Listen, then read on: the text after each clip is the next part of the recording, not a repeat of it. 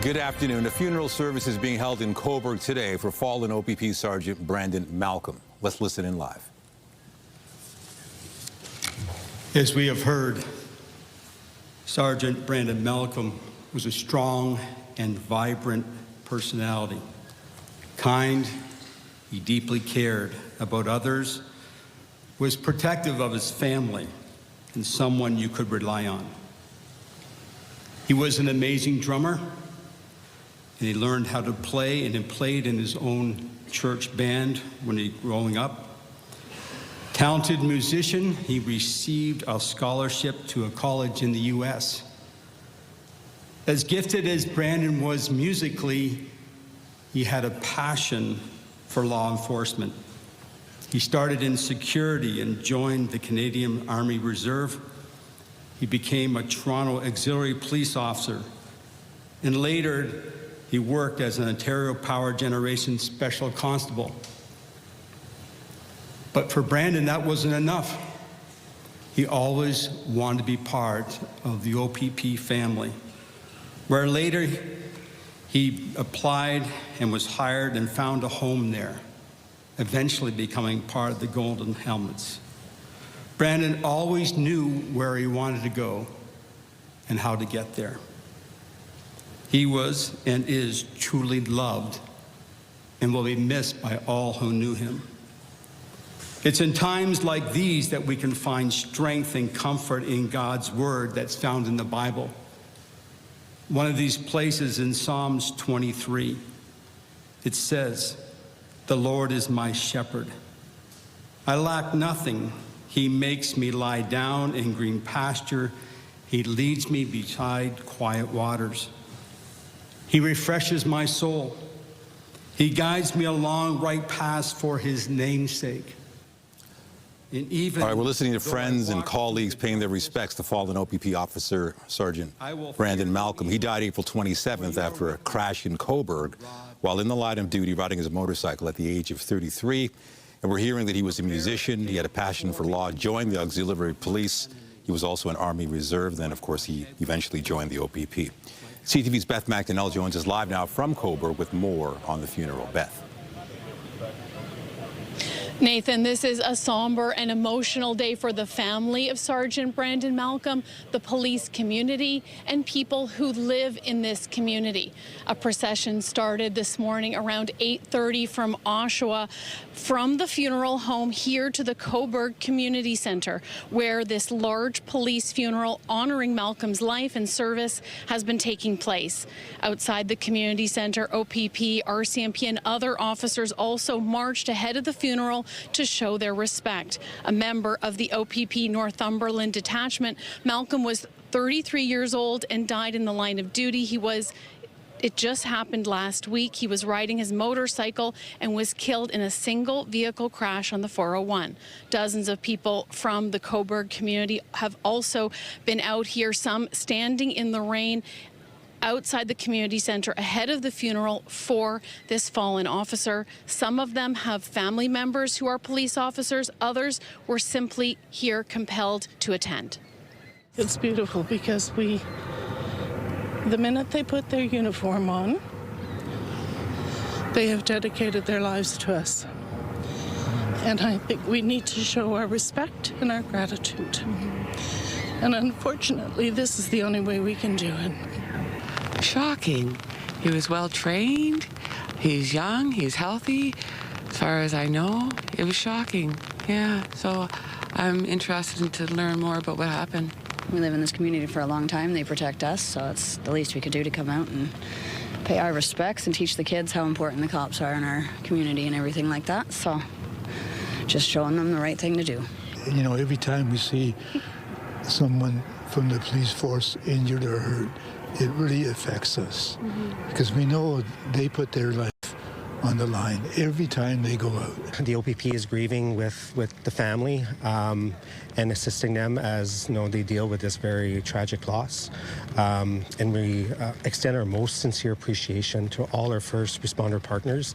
They've showed us so much compassion and support as we deal with this very difficult and sad time.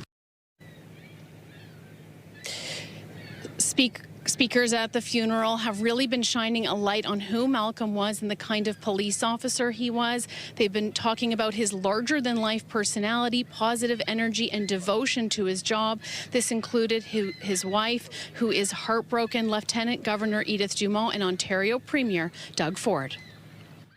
Brandon was a big man, but his heart was even larger. And I know Sergeant Malcolm represented the very best of Ontario. Bravery, compassion, and a commitment to leave his community better than he found it.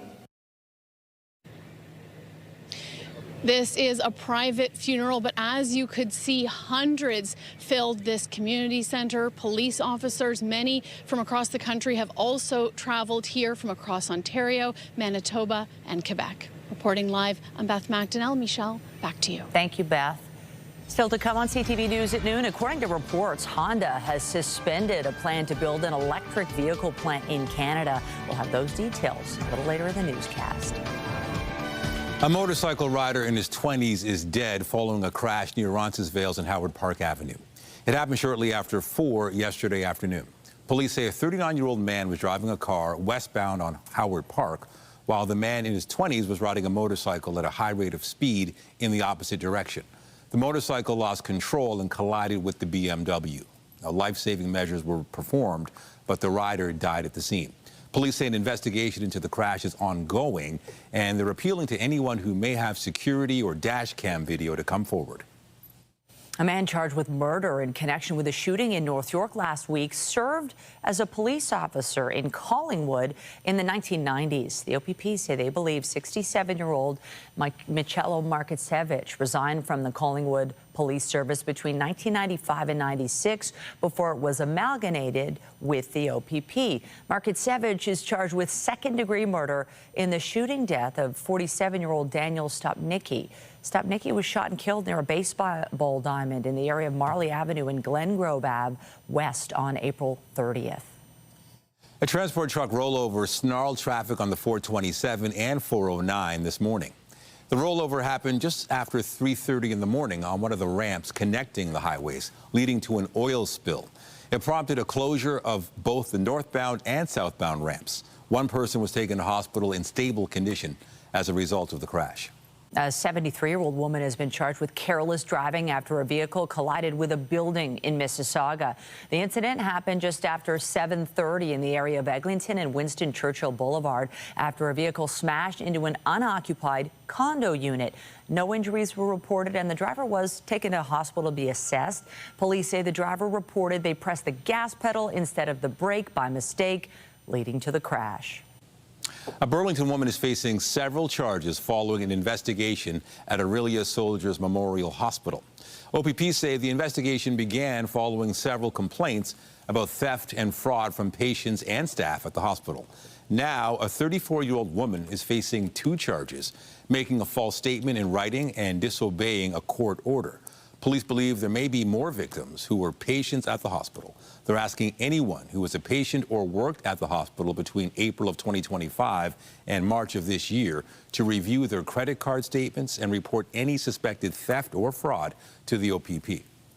Emergency crews were called to the scene of a commercial fire overnight, prompting questions about 2 other fires that broke out last weekend. It happened at the site of a home renovation building in the area of Lawrence Avenue and Kennedy Road.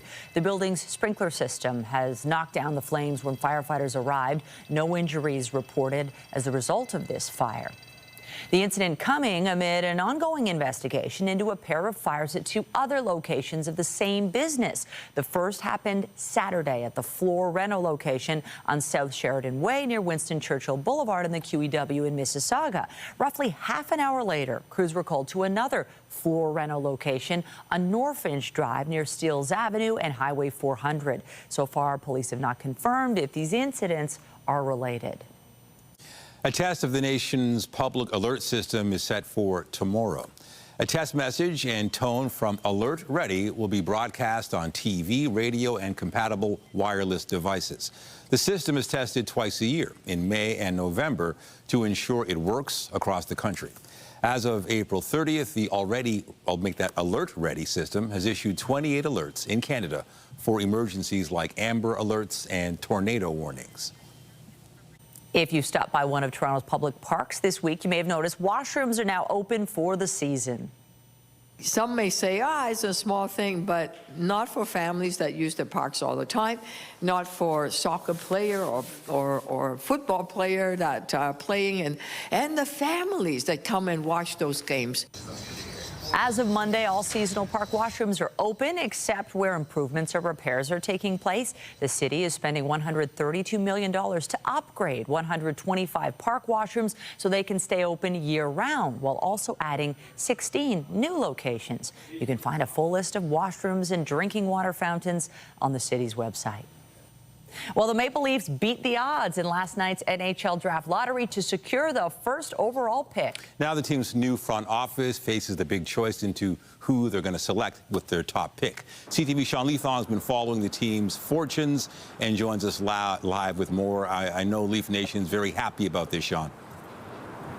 They are, and it's been the most exciting 48 hours for the team in probably the last year, and none of it happened on the ice. The Leafs winning this lottery draft just a day or two after John Chayka was announced as the new general manager for the team. Now, going into the draft, the Leafs had an 8.5% chance of winning the lottery, and they did just that last night. The overwhelming favorite was the Vancouver Canucks, who did finish last overall. So the Leafs jumped from 5th last to picking 1st overall. Now, there's only been 2 other times in club history that the Leafs have picked 1st overall. They picked Austin Matthews exactly 10 years ago, and that was seen as a franchise-changing moment, bringing him into the team. He's been the most prolific goal scorer in the National Hockey League ever since he was drafted. The other time, 1985, they drafted a guy by the name of Wendell Clark, and he's got a statue behind me. Who's on the docket for this one? It looks like the 1st overall pick could be Gavin McKenna, who's actually from the Yukon group. Lived there until he was 14 years old. Then he went to Kelowna, BC, eventually playing for the Medicine Hat Tigers, and then this past season played for Penn State University and the NCAA. He's seen as a playmaking left winger, someone who could help the Maple Leafs, but it would take a couple of years until he would enter his prime. Now, Frankie Corrado from TSN talked about what this could mean for the Leafs, who are a little bit worried that Austin Matthews would be consider moving on after his contract is done. But last night, John Chayka, the new general manager, talked about what this means for the franchise going forward. Here's what he had to say. You don't know what's going to occur in these types of situations, but you do know you need some luck, and it happened. And so I don't think it changes, the vision or the strategy, but certainly when these things happen, it can change course and timelines, et cetera. What it does for the organization, it alleviates some of the tension and some of the angst. If you were to move off of Austin Matthews sooner rather than later, if you don't think he's going to re-sign, well, now all of a sudden you're trading Matthews and bringing back a package of young players to add to Gavin McKenna and Matthew Nyes and Easton Cowan, and you're essentially building the core back up. So how's the fan base taking this? Well, I checked at the apparel shop just across the street who can make jerseys. They said they've already received a few phone calls about a Gavin McKenna jersey, and they have actually made one. So the draft doesn't happen until June, but the fans are already anticipating. Reporting live, I'm Sean Leithon. Nathan, Michelle, I'll send it back to you. All right, start the parade. Thanks, Sean. Well, tickets for FIFA Fan Fest are now on sale. General admission tickets for the event in Fort York and the Bentway are free, but there are also premium passes available for between $100 and $300. World Cup matches will be broadcast on large screens at FanFest.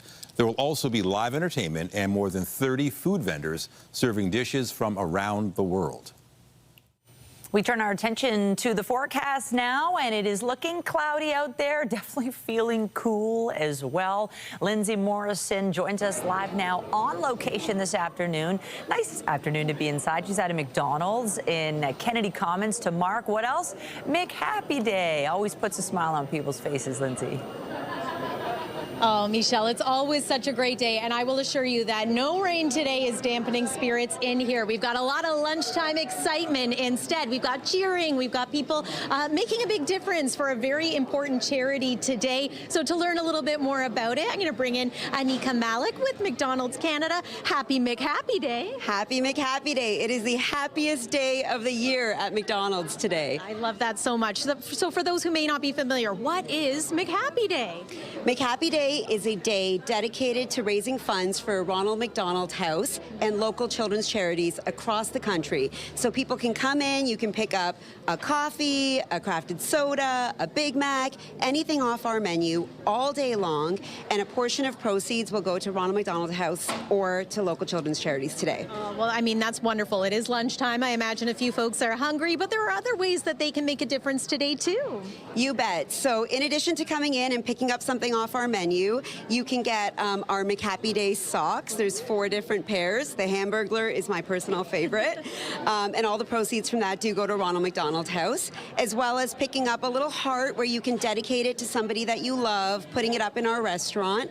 You can also round up your order. That's something you can do year-round at McDonald's. So you round up to the nearest dollar, and all the proceeds there go to Ronald McDonald House as well. It's so wonderful, and it's getting busier and busier in here. Good day, I think, to come inside and enjoy a warm meal, perhaps a warm coffee as well. Let's take a look at the weather conditions. So right now, we are seeing drying conditions compared to earlier this morning. We did have some steady rain earlier on. You can see the bulk of that system is now moving out. We've just got some remnant showers. Those could linger through at least the early part of this afternoon before we truly dry out and maybe even see a little bit of sun. Winds today are pretty light. They are still coming from a northeasterly direction. It's cool outside. Temperatures are in the single digits right now. It is 8 degrees in Toronto. We're barely climbing into double-digit territory in some areas today. And here at home in the city, we are forecasting a daytime high of 12 degrees. And yes, we do expect to dry out, but there's really a chance of showers here over the next several days. Lots to talk about when it comes to your weather forecast. We are live from McDonald's in Scarborough. Lots more to come. Happy McHappy Day to everyone back there. Hello, hello. We will send it back inside to you, Michelle and Nathan. More to come. Good to hear. Thanks, Lindsay. A joint federal-provincial probe has concluded OpenAI violated Canada's privacy laws. We found that OpenAI's collection and use of information to train its models was overly broad, resulting in the collection and use of sensitive personal information. The probe looked at OpenAI's collection, use, and disclosure of personal information to develop and operate its AI-powered chatbot, ChatGPT. The Privacy Commissioner says after the investigation was completed, OpenAI took important steps to improve privacy protection, including making Canadians more aware of the implications of using ChatGPT. The companies also agreed to implement further measures to address other concerns. The joint probe included BC, Alberta, and Quebec, and follows a complaint more than 3 years ago about personal information being collected, used, and shared without consent. The commissioner says that case has now been conditionally resolved. A new survey is highlighting Canadian families' concerns about head injuries in sports. CTV's Scott Hurst has been following this story. He joins us live with more. Scott, what does this new report reveal? Michelle, good afternoon. Both you and I have young kids, love their sports and activities, so this is an important issue for so many families, not just with kids looking to play at higher levels, potentially college and even pro, but this can have an impact on kids of all ages and abilities as they play and progress through the youth sports program. So let's dive into some of the main numbers from this new report by the Concussion Legacy Foundation of Canada. A new survey shows that 93% of respondents are demanding more action to better protect children from preventable brain injuries. 89% of those respondents are worried about the long-term impacts it could have on their kids well beyond their sports playing years, and about 75% believe Canada is falling behind some other countries in preventing brain injury in youth sport. Here's more from Dr. Dina Kulik, a pediatrician, on what she sees when it comes to injuries in kids. Parents have a reason to be concerned. Head injuries, particularly if they're cumulative, can cause a lot of damage, a lot of missed school, a lot of missed work for parents, and a lot of symptoms that are untoward, like headache and dizziness and less appetite. And Michelle, the new survey argues that overwhelmingly Canadians are rejecting the idea that tradition outweighs safety when it comes to protecting their kids throughout the ranks of youth sports, showing that more than 90% of respondents say long-term brain health is much more important than preserving some elements of play, such as heading, checking, and tackling, particularly at those younger ages. So, Scott, with that in mind, what do they want done? What are the calls to action?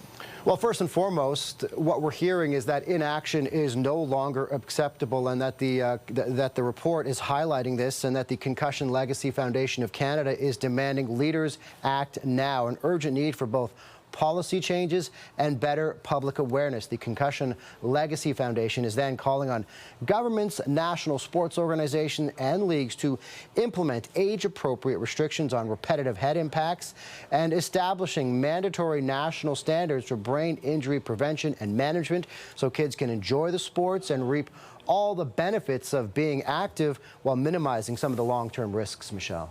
Scott Hurst, live for us in the National Newsroom. Thank you. Thanks a lot. Honda is reportedly suspending plans to build an electric vehicle plant in Canada.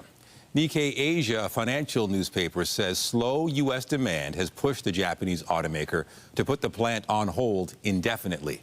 The facility, which Honda had expected to invest a total of $15 billion into, was set to begin operating as early as 2028. In a statement to CTV News, Honda Canada says the company has nothing to report at this time. And CTV's Rachel Aiello has been following this story and joins us live from Ottawa with more. Rachel, how concerning is this news? Yeah, good afternoon, Nathan. So certainly this is concerning for the entire Ontario auto industry, but so far it seems that federal officials and stakeholders are kind of holding their breath or trying to couch at least the direct impact of this. We've had Canada's Industry Minister Melanie Joly indicate, the entire sector is facing the effects of a U.S. policy shift as well as the U.S. tariffs, vowing to continue to support existing automotive facilities in the province and beyond. The finance minister making it clear the federal government had no money directly invested in this plant being built, only committing to give Honda development incentives, essentially helping them if they do build here. But that seems to be what's on the table now in terms of being off the table, could we say. And the Prime Minister as well was asked about the broader concern about the auto sector and the pressure being put on them by U.S. tariffs. Take a listen. Obviously, there's challenges with the U.S. tariffs, unjustified tariffs in the auto sector. We continue to work with companies in the sector, helping them reposition, reinvest, supporting workers there. We'll continue to do what's necessary, including getting the right deal that's in Canada's interest. So that getting the right deal for Canada was something that Conservatives on the Hill today really seized on. Again, re-upping the pressure on the Prime Minister to pursue a trade deal with the United States that will see those tariffs on the auto sector lifted. And that should help alleviate some of the pressure, Nathan. But I think it's also fair to note, broadly, the U.S. policies on the EV sector is also playing a factor in this instance and likely others in the province. And also, Rachel, the Prime Minister is set to make an announcement about investment in another Canadian sector today. What are you hearing about that? Yeah, so while it may be a not so great news day for the Ontario auto sector, it's shaping up to be a good day for the Quebec aerospace sector. So this afternoon, the Prime Minister will be making an announcement about a new aerospace investment in that industry. And Reuters is reporting a bit more detail on what we're expecting there. So Airbus is set to announce that AirAsia will order 150 of its A220 jets. Now, those specific jets are made in Mirabel, Quebec. So we're anticipating the Prime Minister is on hand to celebrate this investment in the Quebec sector. But I do anticipate, in context of this, likely he was going to face some questions about the less good news and what's ahead for the automotive industry in this country. All right, CTV's Rachel Aiello in Ottawa. Thank you. Thank you. Turning to the war in the Middle East, U.S. President Donald Trump has issued a new threat to Iran if an agreement is not reached to end the conflict. Trump posted on his social media network, Truth Social, this morning. He urged Iran to accept an agreement and open the Strait of Hormuz before warning the bombing will start if it does not. Then he goes on to say it will be, sadly, at a much higher level and intensity than it was before. This comes after Trump announced the U.S. is pausing its operation to guide stranded ships out of the Strait of Hormuz. Trump says the pause will be for a short time to see if a peace deal with Iran can be finalized. He also says the blockade of Iranian ports will remain in effect. Trump says U.S. forces struck 7 Iranian boats, which he claims tried to attack commercial ships. U.S. news outlet Axios says the two sides are close to agreeing on a one-page memorandum of understanding to end the war and set a framework for more detailed nuclear negotiations. Iran's foreign minister met with his Chinese counterpart in Beijing today. China purchases more oil from Iran than any other country in the world. The officials spoke about bilateral relations and issues of common concern, with Chinese officials calling for an end to the war in the Middle East and a peace deal to be reached between the U.S. and Iran. Gas prices were on the rise once again overnight.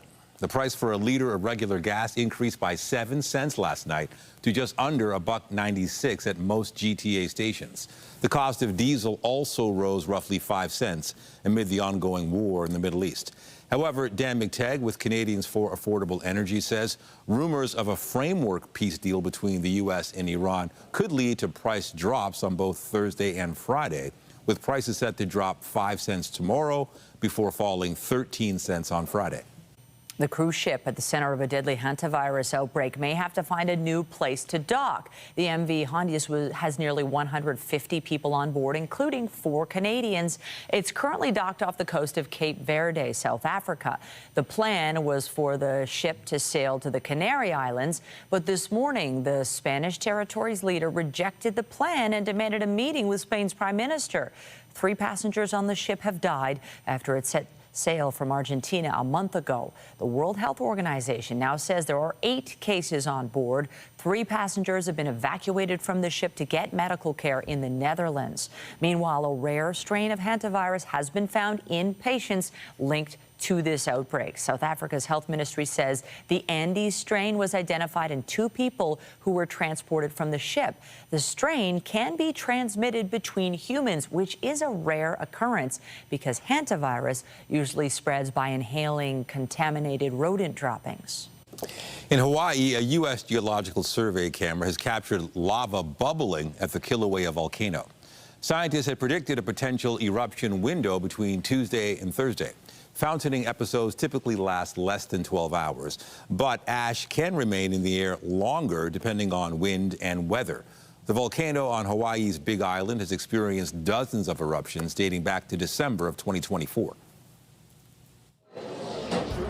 Well, it is McHappy Day, and we are live here at the McDonald's at Kennedy Commons. It's such a special day, and we're helping put together a few wonderful meals here with the help of some volunteers. Thank you so much. Oh, doesn't that look good? Nice day to come inside and enjoy a lovely meal, too. Let's talk about today's highs. Below seasonal once again. Daytime high 12 degrees for us here in Toronto, but the average temperature this time of year is 17. Here's a look at the almanac to show you how today is shaping up compared to so many other days. Well, it's been a rainy start, but it will be a drier afternoon overall. But we remain somewhat unsettled heading into the weekend and cooler than normal too. Stay with us. Lots more to come live from McDonald's on this McHappy Day. A detailed look at your weekend and Mother's Day forecast is coming up. Happy McHappy Day! When you see it happen, send it to CTV News. Text 10400 from your screen to ours. Text 10400.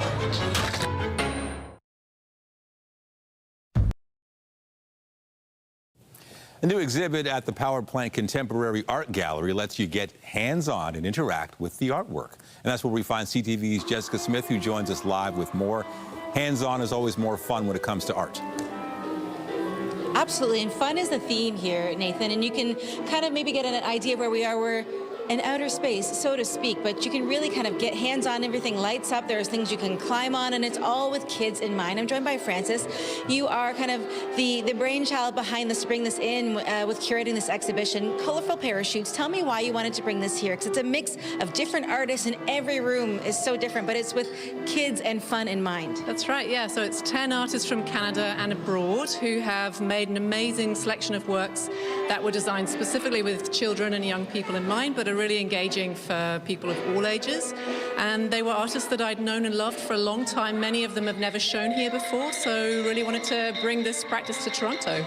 And it is really cool because you can come here for free year-round, but you want people to come in of all ages and interact. And I love that you can actually go in and play music, climb on things, color on the walls. Why did you want to make this so interactive for people? Yeah, so it's a really different understanding of what a gallery or a museum can be, because usually we think of galleries and museums as places where we come and look at paintings or sculptures, but you kind of lower your voice, you can't touch anything. So this is very different. We're able to come together as a community, make music, to make poetry, to test out different materials, and to have fun and play. And speaking of play, I mean, we've had a couple of these kiddos in here. Amaya, do you want to come on over here? I have to ask you, what's the coolest part about being in a space like this where you can actually, like, touch stuff? It's really cool because you get to experience it while, like, having fun at the same time. Because I feel like most art galleries, you can't actually go in and touch stuff. How unique is a space like this? I think it's pretty unique because it's, like, pretty, like, interactive for kids to like get to play with art and like get to touch it.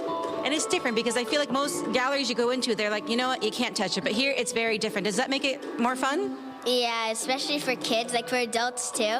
But I think this space, it makes kids feel like more interactive with the art. Absolutely. Well, I'll let you get back to interacting. At the Power Plant Gallery, this exhibition, Colorful Parachutes, is going to be here until September 7th, so you have lots of time, and it is my favorite price, which is free. Reporting live, I'm Jessica Smith. I'll send things back inside to the studio. Love it. Looks fabulous. Have fun. Oh, what a great way to spend the afternoon. Another great way is McHappy Day. Yeah, there's nothing better than a happy meal, I guess, and people all around smiling at Kennedy Commons, sharing in this wonderful day. Lindsay. Yeah, it's a little extra happy today, Nathan and Michelle. Who here is excited that it's McHappy Day? Oh, yeah, I thought so. Yeah, we've got some great stuff going on here. Some delicious fries being consumed. We have some neighborhood officers from the Toronto Police Service 41 Division. Thank you for being here. So many volunteers today. And I want to introduce you to Stephanie Bateman, who is with Ronald McDonald House Canada. And you and this charity is what today is all about. Yes, yeah, thank you so much for having me. So Ronald McDonald House operates an essential mission in Canada. We have over 37 programs from coast to coast to coast, including 8 programs right here in the GTA. And really our mission is to help keep families together, keep them close to their sick child being treated in the hospital.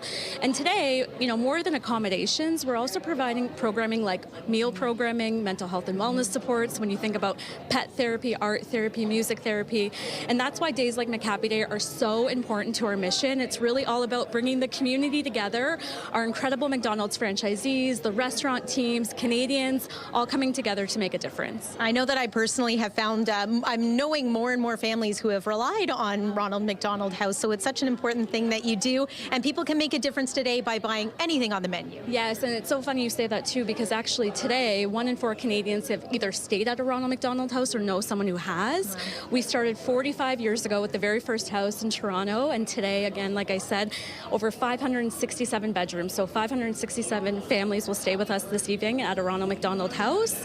And all day today, you can come by to your local McDonald's. You can pick up any menu item. Everything supports families. You can also pick up a pair of socks. You can order on digital channels. And my personal favorite is you can round up your order to the nearest dollar, and 100% of that difference will go to your local Ronald McDonald House. We've talked about the socks a couple of times, so I just want to point out that's what they look like there. They're lots of fun. So fun. And you need some warm socks today. It turns out maybe a pair of warm gloves as well, I hate to admit too. Let's get to your forecast. Weather is brought to you by the Presler Law Firm. Injury lawyers, you don't pay unless they win. All right, so we did have some rain earlier this morning. That is moving out. Still seeing some showers in some pockets of the GTA, even a little bit of blue on that radar, so there might be some mixing in higher elevation areas. Yeah, it's just that chilly today in the month of May. Here's what's to come. So this low pressure system departs, and in its wake, again, pop-up showers are going to be possible today and tomorrow, although we should enjoy a little more in the way of sun as we make our way into the first part of your Thursday Day. So here's the forecast radar. Pausing this around 6 p.m. to show drier, yes, a little more sun, which is a good thing too, mixed with some clouds, so not completely clear. And then heading into tomorrow, sunshine to start, pop-up showers by about midday, and that chance is going to be there through the afternoon as well. Guess what? Friday, a little unsettled too. We're looking at some showers in the morning hours, and then again, some clearing in the afternoon. So it's not a washout of any day in particular. We are tracking that low, mainly south of the border again as we make our way into the weekend. More on your weekend forecast in just a moment. Do want to also mention, when it comes to temperatures, these daytime temperatures are cool. We also have a frost advisory that's been issued for some areas, so please just be mindful of this. It is the planting season for so many. This is mainly outside of the GTA, but worth mentioning as well. As for what we should expect temperature-wise tonight, +4. That's a little cool for this time of year. We should be reaching highs of around 8 degrees at this point in the season. And then tomorrow, here's a look at what you can expect condition-wise. Hopefully you can get outside and still enjoy those cherry blossoms while they're around. 12 is the forecast daytime high. This is a look at your 7-day forecast. Just want to point out, for Mother's Day, we could be dealing with a few showers, so perhaps Saturday is the day to get outside with Mom. Again, we are live here at McDonald's. It is McHappy Day. Happy McHappy Day, everyone.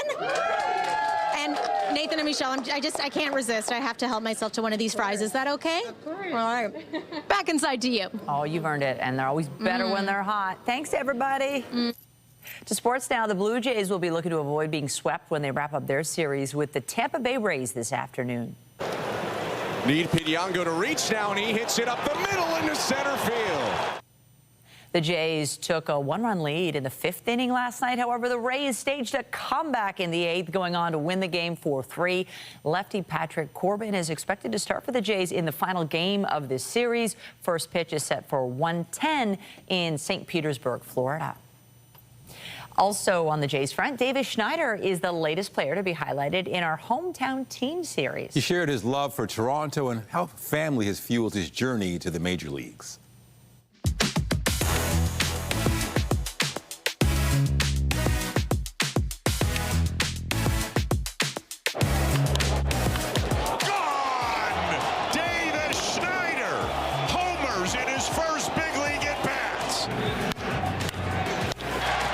Game 5 is underway with a fly ball to deep left.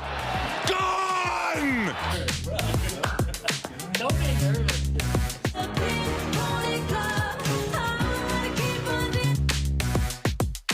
A couple summers ago, the movie Top Gun Maverick came out. Yeah. Did your mustache come from that? It did.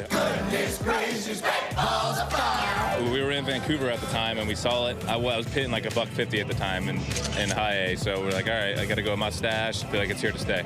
Grew up in a small town called Berlin, New Jersey. I remember being 4 or 5 years old, you know, picking up a bat, playing t-ball with my buddies. My parents always preached hard work pays off, and I always believed in that, and, you know, they're still my mentors to this day. They're the best. They're the best parents I could ever ask for. He was my big brother. He was the guy I looked up to every single day. He played 4 sports. He was definitely way more athletic than me. I try to live up to his expectations. The opioid crisis in Canada is real. It's scary. It's affecting more people than you think. In honor of my late brother, Stephen, I'm partnering with Emergent to encourage Canadians to be prepared. A tragic death of anyone in your family, you can do one or two things. You can either fade away as a family or kind of come together, and my family definitely kind of came together.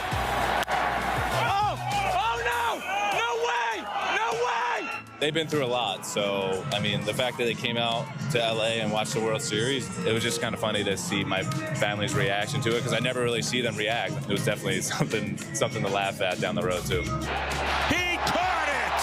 Holy smokes, what a catch by Davis Schneider! I love that they love baseball. I feel like the past couple of years, everyone on the team is definitely, you know, very grateful to have a city like Toronto supporting us each and every day, and the fans are great. I feel like the fans don't really get enough recognition of what they do and what they bring to each game, and, you know, they're the best.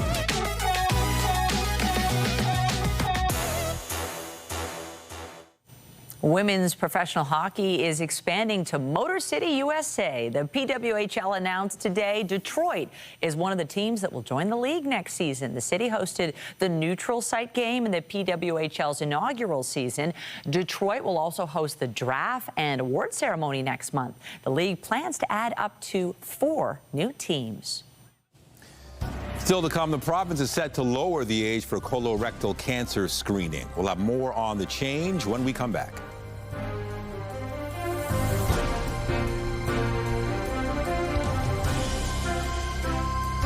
Ontario is lowering its cancer screening age amid growing evidence the disease is being found more frequently in younger Canadians. Lowering to 45 is an important first step as we're addressing rising rates of colorectal cancer in people under the age of 50. And so, what happens is that we're seeing a growing number of cases being diagnosed too late simply because people are not qualifying for routine screening yet. So starting at 45 helps to close that gap.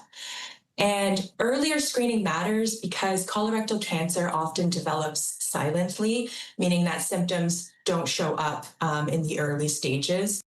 The colorectal cancer screening age is being lowered from 50 to 45 years old. There is growing evidence people under the age of 50 are more than twice as likely to be diagnosed with the disease than in previous generations. The change will take effect July 1st. Still to come, the Rolling Stones will be releasing a new album this summer. We'll have more on some of the special guests they're featuring when we come back. Get Toronto's top stories, breaking news alerts, and watch live. Download the CTV News app. Some big stars are lending their talents to the Rolling Stones make that latest album. The album titled Foreign Tongues will be released July 10th. It'll feature the group's late drummer, Charlie Watts, as well as Paul McCartney, The Cure's Robert Smith, and Red Hot Chili Peppers drummer, Chad Smith. Most people know Russell Peters as a comedian, but he's also a music lover. In fact, he showed off his musical knowledge at the Departure Festival and Conference. CTV's Andrea Case has more. The party to kick off the second annual Departure Festival and Conference had a very special DJ spinning the tunes and setting the tone. In addition to being a world-famous comedian, Toronto-born Russell Peters has another skill. Who knew you could DJ? You didn't know? I did not know. Forever. I've been DJing for 41 years. Wow, so it's your side gig? No, it was what I did before stand-up. It's how I used to make money when I wasn't making money doing stand-up. But if you see Peters behind the turntables, don't ask for a request. No requests. That's like telling me, what joke do you want to hear tonight? No, it's the same game. You're running the audience, you're controlling their mood, their emotions. You want them to feel happy, you want them to dance, or you want them to sulk and sit back and reminisce. Whatever it is, you're in charge of that. Today it's back to work, comedy work, with 2 shows in California. Let me just tell you what the past 6 days or past week looked like. I did 6 shows in Irvine, California last week, and not this last weekend.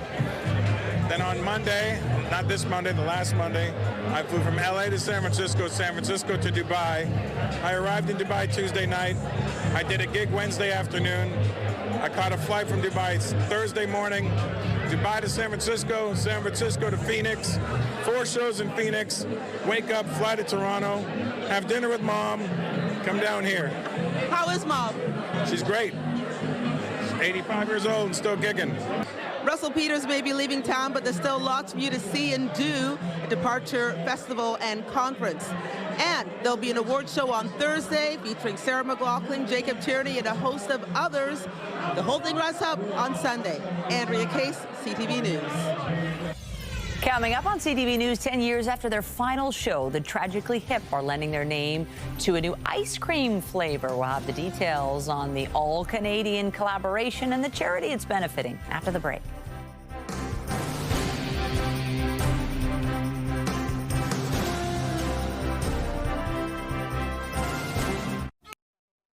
It may not be ice cream weather just yet, but some Canadian music legends are teaming up with an Ontario dairy to release an all-new flavor. It's all for a good cause, and it comes with a memorable name.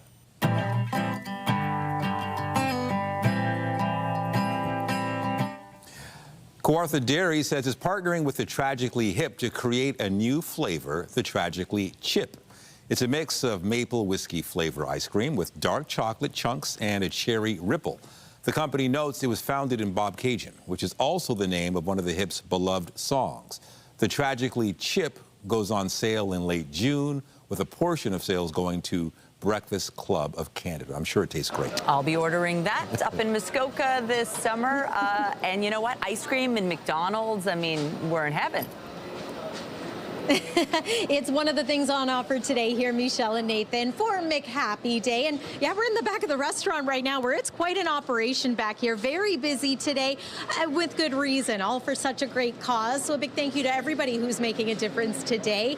We had a little bit of rain this morning, but now things are looking drier for the afternoon. This is one more look at our forecast radar. And you'll notice that there are still a few lingering showers around the GTA, but for the most part, the heavy rain has tapered off. Just keep that umbrella handy for the rest of the day. That's my advice to you. There's our evening and our overnight. Hopefully we will get a few sunny breaks before the day is finished. Overnight low about 4 degrees, so that's cool. And then tomorrow's high, very similar to today. Bit cool for this point in the month of May, but I do hope that we will have a little more in the way of sun for tomorrow, at least for part of the day. 7-day forecast. The weekend is a little unsettled, but a little bit warmer, so that's some good news for those celebrating Mother's Day. I must say, Chesley's doing a great job here in the drive-thru, and everybody has had an amazing time here today celebrating McHappy Day. Way to go, everyone. Nathan and Michelle, I'll send it back inside to you. Oh, yes. I'll love your applause. Enjoy. All right. And that is it for CTV News at noon. Remember, you can get Toronto's breaking news all day long on CP24 and at ctvnewstoronto.ca. For Lindsay Morrison and all of us here, have a pleasant afternoon. I'm Michelle Dubé. And I'm Nathan Downer. Be sure to join us later for CTV News at 5 and 6. Have a great day.